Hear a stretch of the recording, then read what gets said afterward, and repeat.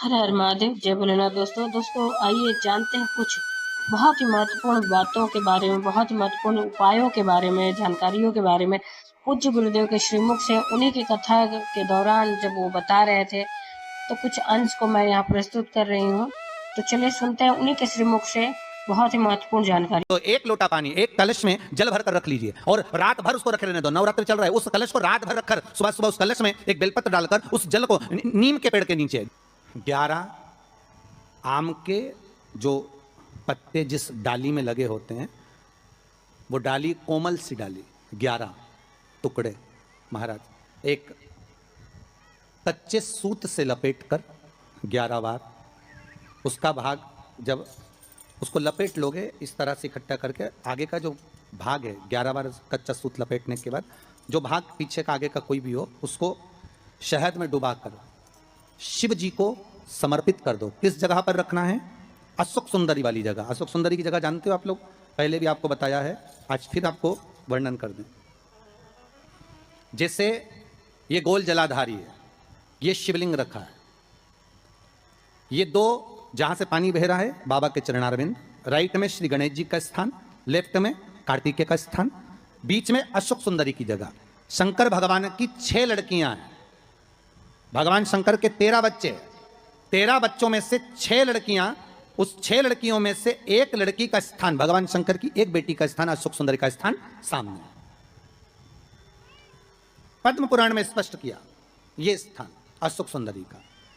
शंकर भगवान की जलाधारी में पार्वती जी का हस्त कमल, ऊपर से जो एक एक बूंद पानी गिरता है, यह शंकर भगवान की 5 लड़कियों का स्थान है। जया, विषहरा, शामरीबारी, दौतली और देव। शंकर भगवान की 5 लड़कियां भगवान शंकर के मस्तक पे जल की धार गिरा रही हैं। बीच में जो अशोक सुंदरी का स्थान है महाराज, उस जगह पर शहद का मुख, जो शहद आपने भिंगोया है, उस शहद का मुख शंकर जी की ओर कर कर इसी चैत्र के महीने में, इन्हीं नवरात्रि में शंकर भगवान के उस अशोक सुंदरी की जगह पर शहद का भाग शिव जी की ओर रख दें। महाराज अगर घर में संपदा की कमी हो या कोई पैसा खा गया हो, रुपया नहीं दे रहा हो, पैसा अटक गया हो, तो उस शहद को शिव जी की ओर मुख कर कर उस आम के पल्लव की जो डंडी है उसको 11 डंडी को वहां रख दीजिए और उससे अपनी कामना कर कर आ जाइए। हो सके उस शहद में से थोड़ा सा शहद किसी रुमाल पर, किसी कपड़े में लगाकर उसको रख लीजिए। जिस व्यक्ति से पैसे लेना है, जिस व्यक्ति से पैसे मांग रहे हो, उससे एक बार जाकर मिल लीजिए, एक बार उसको खबर कर दीजिए। बाबा चाहेगा भोलेनाथ तो नवरात्रि में ही पैसा वापिस आ जाएगा, अगर शिव कृपा कर दे। ये बाबा की करुणा। आम का पल्लव कोई साधारण नहीं जिसको कलश के ऊपर रखा जाता है, शिव की कृपा। जिस आम के पेड़ पर स्वयं कामदेव चढ़कर भगवान शंकर के तीसरे नेत्र द्वारा जलकर भस्म हो जाते हैं, वो आम का पेड़ साधारण नहीं हो सकता, सहज नहीं है। और वैसे भी शिव शिव है महाराज। आम का जो पत्ता होता है, आम का जो पल्लव होता है, उस आम के पत्ते पर हल्दी और सिंदूर, इन दोनों से स्वस्तिक का निर्माण किया जाए। देवी भागवत का संवाद है, बहुत ध्यान देना महाराज। जिन कन्याओं का विवाह ना हो, पंचमी के दिन, नवरात्रे की कोई सी भी पंचमी, मतलब जो पंचमी तिथि पड़ेगी, कोई भी नवरात्र हो, चाहे वो 4 नवरात्र में से, चाहे वो पौष का हो, अश्विन का हो, चैत्र का हो, आषाढ़ का हो, किसी भी नवरात्रि में आप कर सकते हैं। एक पान के पत्ते पर, एक ही पत्ते पर जो 2 स्वस्तिक बनेंगे, एक हल्दी का बनेगा, एक सिंदूर का बनेगा। बस अंतर इतना है, जो हल्दी का स्वस्तिक है उस पर कंकु के चावल, अर्थात रौली के चावल, रौली कुंकू के चावल रखना है, और जो सिंदूर का है उस पर हल्दी के चावल रखना है। इतना रखकर जिस लड़का लड़की का विवाह नहीं होता, उसकी हथेली पर रखकर उसका नाम और गोत्र बोलकर महाराज उसको ले जाकर नीम के पेड़ के नीचे उसको रख दिया जाता है। मात्र 3.5 या 4 महीने ऐसे रहते हैं जिसके अंदर उस लड़का लड़की का विवाह पक्का हो जाता है। जिसका विवाह नहीं होता केवल उसी के लिए, जिसका मंगल विवाह ना हो रहा, आम के पल्लव में शिव का वर प्रदान है, आम के पल्लव में शंकर का आशीर्वाद, आम के पल्लव में शिव का आशीर्वाद। के दिन लोग देवी जी की स्थापना करते हैं, तो क्या स्थापना में क्या रखते हैं? कलश रखते हैं ना। तो कलश किस लिए रखा जाता है? कलश का क्रम क्या है? अपन ने अभी तक कथाओं में बहुत सुना शिव महापुराण में कि दिए का महत्व क्या है, अपन ने सुना दही का महत्व क्या है, जल का महत्व क्या है। पूरी शिव महापुराण में अपने अलग अलग महत्व को जाना है। पर यह नवरात्रे में जो शिव महापुराण की कथा शुरू हो रही है, नवरात्रे में जो शिव महापुराण की कथा को हम श्रवण करने के लिए बैठे हैं, इसमें हमारा एक संशय और मिटना चाहिए कि भारत की भूमि पर जब मां आद्य शक्ति की स्थापना होती है, मां जगतजननी को जब विराजमान किया जाता है, या चैत्र नवरात्रे में, शरदीय नवरात्रे में, आषाढ़ी नवरात्रे में, आदिकादिक पौष नवरात्रि में हम शंकर की, हम जगतजननी जगदम्बा की जब स्थापना करते हैं, या हम नूतन घर का प्रवेश करते हैं, या गणेश जी की स्थापना करते हैं, या कोई दुकान को प्रवेश करते हैं, या कोई शुभ कार्य करने के लिए अग्रण्य होते हैं, तो हम कलश की स्थापना क्यों करते? आखिर कलश में ऐसा क्या है? कलश के अंदर आखिर ऐसा क्या विराजमान है कि 33 कोटि देवता उस कलश के अंदर आकर बैठ जाते हैं महाराज?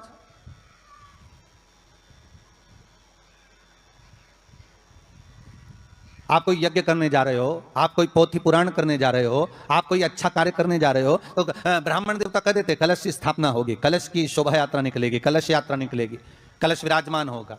और आज हर की पौड़ी पर, प्रयागराज में, या उज्जैनी में, नासिक में जो बड़े बड़े कुंभ के मेले होते, कुंभ का मतलब भी तो कलश से होता है।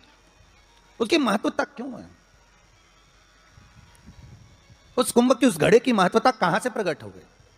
शिव महापुराण की कथा कहती है महाराज, भगवान औघड़दानी शंकर स्वयं आद्य शक्ति जगदम्बा से कहते हैं कि जगदम्बा तू क्या चाहती है बोल। तो जगतजननी जगदम्बा कहती है कि जहां मैं हूं वहां शंकर है, ये आपने कह दिया, पर जहां शंकर है वहां पार्वती का होना जरूरी है। उसके लिए सिद्ध करने के लिए एक स्थान ऐसा बनाया जाए जहां पर शंकर विराजमान है और शंकर के साथ पार्वती विराजमान है। तो शिव जी ने कहा, पार्वती उसके लिए मैं तुझे एक सुंदर कलश का निर्माण कर देता हूं।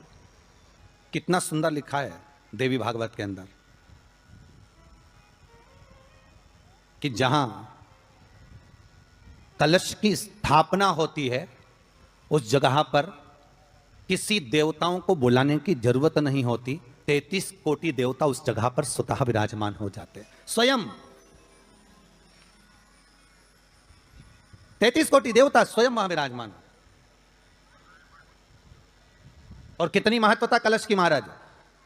आप लोगों से भी निवेदन है, क्षेत्रीय प्रतिपदा है आज, जिनके घर में ज्यादा रोग हो, बीमारी हो, ज्यादा तकलीफें आ रही हो, कष्ट बढ़ रहा हो, बीमारियां बढ़ रही हो, या भय लग रहा हो, डर लग रहा हो, हृदय चित्त में कहीं ना कहीं आपको भय का भान हो रहा हो, तो एक लोटा पानी, एक कलश में जल भर कर रख लीजिए और रात भर उसको रखे रहने दो। नवरात्र चल रहा है, उस कलश को रात भर रखकर सुबह सुबह उस कलश में एक बेलपत्र डालकर उस जल को नीम के पेड़ के नीचे, जहां चैत्री नवरात्रि में नीम के पेड़ के नीचे सारी विद्याएं, आद्य शक्तियां, सारी देवी उस नीम के पेड़ के नीचे विराजमान रहती हैं। उस कलश में एक बेलपत्र डालकर रात भर रखकर उस जल को पूरे घर में घुमाकर उस नीम के पेड़ के नीचे समर्पित कर दीजिए महाराज। घर में भय लगना बंद हो जाएगा, कोई बड़ी बीमारी आपको घेरेगी नहीं और उस बीमारी से, उस रोग से आप मुक्त रहेंगे।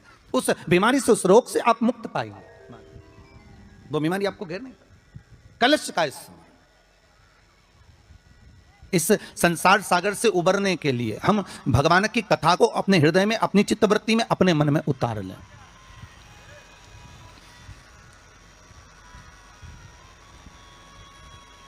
कलिकाल में बहुत सारे साधन है साहब भगवान को पाने के लिए। कोई कहता है कि तुम गंगा के घाट जाओ, कोई कहता है कि तीरथ जाओ, कोई कहता है कि मंदिर जाओ, कोई कहता है कि वहां जाओ, कोई कहता है कि आप बहुत समय तक कहीं सेवा क्रम में लग जाओ।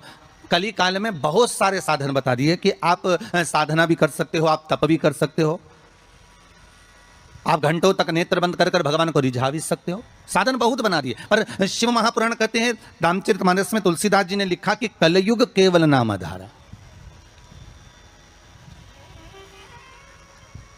तुलसीदास जी लिखते हैं कि कलयुग में केवल एक नाम की आधारशिला रख लीजिए।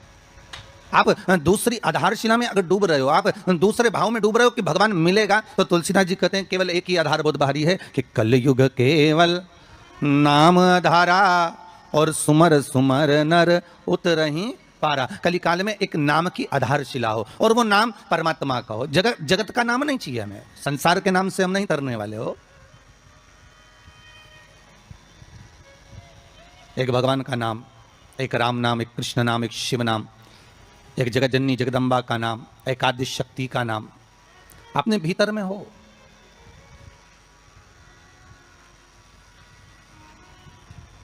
और फिर जब उस परमात्मा का नाम हम इस हृदय चित्त से लेंगे, उस परमात्मा के नाम में जब हम डूबेंगे तो उसका आनंद भी तो बहुत बहुत ध्यान देना महाराज। कलश का जो मुख होता है, उस मुख पर भगवान विष्णु का स्थान होता है। किसका स्थान है? भगवान विष्णु का। थोड़ा सा नीचे आओगे, जहां से कलश का मुख दबा हुआ होता है, वह जगह भगवान स्वयं शिव की होती है। किसकी जगह है? भगवान शंकर की। कलश का अग्रभाग, नीचे का भाग जहां से फैला हुआ होता है, वहां ब्रह्मा का आधिपत्य स्थापित होता है। फिर कलश का जो नीचे का भाग होता है, वो भगवान शिव और शक्ति का स्थान होता है।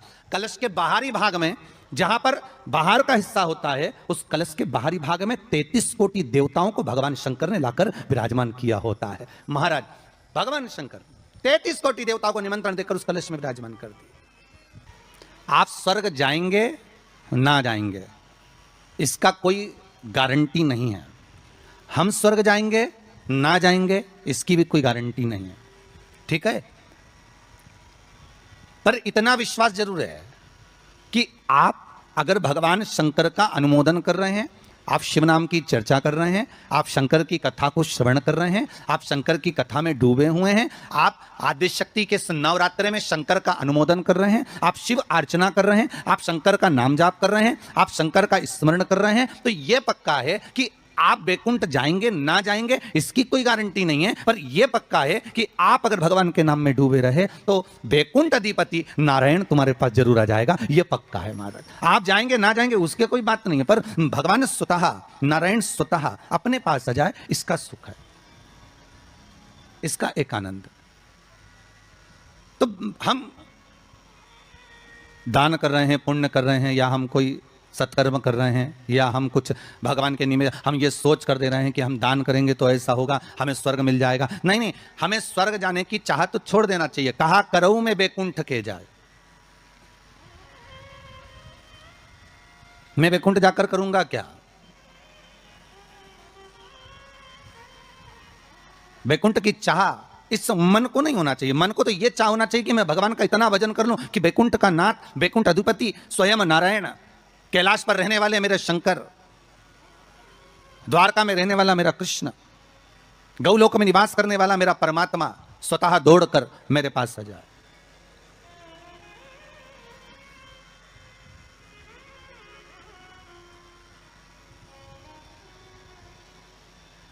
और उस परमात्मा को पाने के लिए महाराज केवल एक नाम का था। तो बैकुंठ आप जाएं या हम जाएं, इसका कोई पक्का भरोसा या विश्वास नहीं, कोई ने लिख के भी नहीं दिया तुमको। और जो गए उनसे पूछ भी नहीं सकते कि तुम बैकुंठ में हो कि और कहीं हो। कि किसी ने फोन लगाया था गए हुए व्यक्ति को कि तुम कहाँ बैकुंठ में बैठे हो कि कहाँ हो, तो कोई बताने वाला भी नहीं है कि बैकुंठ गया कि नहीं गया, ये कुछ बोल भी नहीं सकते। पर एक बात और है महाराज, एक बात और अग्नि पुराण में कहा है कि किसी के प्राण छूटने के बाद अगर दुनिया के लोग जब उसको लेकर जा रहे हो, दुनिया के लोग उसको लेकर जाते समय दुनिया के लोग अगर बात कर रहे हो कि हाँ बहुत अच्छा था साहब, भगवत भजन में डूबने वाला था, स्मरण करने वाला था, दान करने वाला था, पुण्य करने वाला था, सत्कर्म करने वाला था, भगवान की भक्ति में डूबने वाला था, अच्छा व्यक्ति था, तो अग्नि पुराण कहती है ये मान लो कि वो जीव ने बैकुंठ का भाग ग्रहण कर लिया, वो बैकुंठ चला गया। और अगर किसी के जाने के बाद लोग करें अरे अरे भैया अच्छा हुआ मर गया, बहुत प्राण खाता था, बहुत तकलीफ देता था, बहुत कष्ट देता था, बहुत परेशान करता था, बहुत दुख देता था, तो समझो कि हाँ भैया वो फिर नरक ही गया होगा, क्योंकि वो दुनिया को भी कष्ट देता है, उसकी चित्तवृत्ति में, उसके मन में ये आ जाता है कि मैं कहीं ना कहीं किसी ना किसी रूप में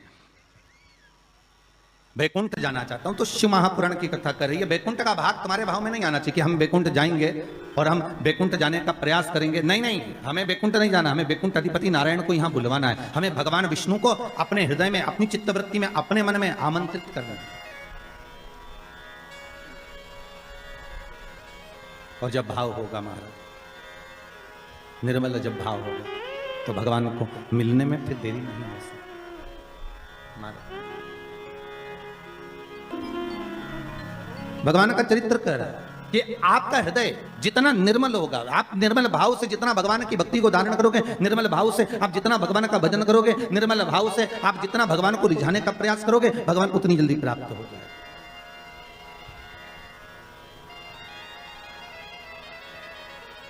उतनी जल्दी।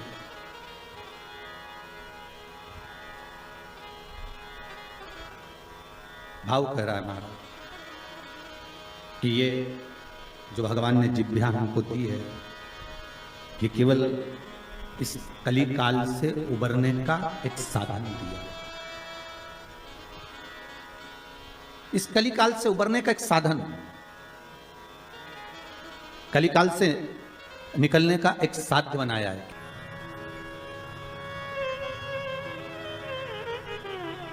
एक बार आदि शक्ति मां जगतजननी जगदम्बा दुर्गा भवानी भगवान शंकर के पास जाती हैं और भगवान शिव से मां जगतजननी दुर्गा भवानी ने एक बात कही कि प्रभु सुनिए, मैं जहां जहां पर हूं, मां जगदम्बा कह रही है कि मैं जहां जहां पर हूं प्रभु आप वहां वहां पर हो ना। शंकर जी बोले बिल्कुल, जहां शक्ति है वहां शिव है, मैं वहां पर हूं। तो जगतजननी जगदम्बा के मुख से निकल गया प्रभु, फिर जहां पर शिव है वहां पर भी शक्ति है, जहां शंकर है वहां स्वयं आद्य शक्ति जगदम्बा पार्वती, मैं वहीं पर हूं जहां आप हो। शंकर भगवान ने कहा सुन पार्वती, तू जहां पर है वहां पर शंकर है। मैं विश्वास रखकर इस वचन को निश्चित कर देता हूं कि जहां पार्वती है वहां शंकर है। तो उम्मीद करते हैं जानकारी आपको अच्छी और उपयोगी लगी होगी। अगर अच्छी और उपयोगी लगी तो एक लाइक छोटा सा अवश्य करिए।